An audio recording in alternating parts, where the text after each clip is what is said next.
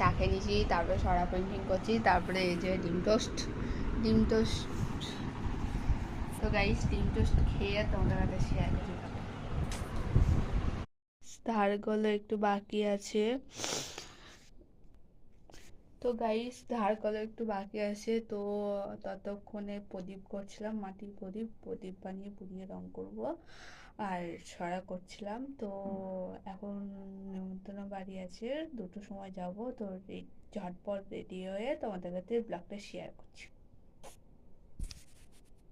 তো গাইস আমি পুরো রেডি হয়ে গেছি মাথা থেকে পা পর্যন্ত। তো চলো গাইস সঙ্গে কেমন লাগছে কমেন্টে জানাও। তো চলো নিমন্ত্রণ বাড়িতে খেতে যাই, চলো নিমন্ত্রণ বাড়িতে খেতে যাচ্ছি।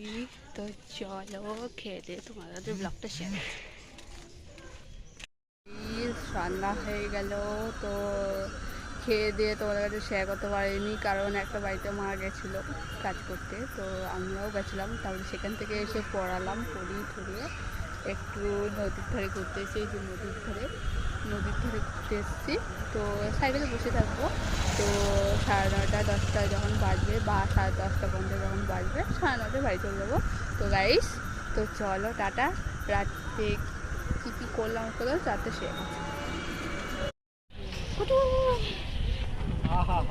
হ্যাঁ হ্যাঁ হ্যাঁ, চাঁদনি রাতে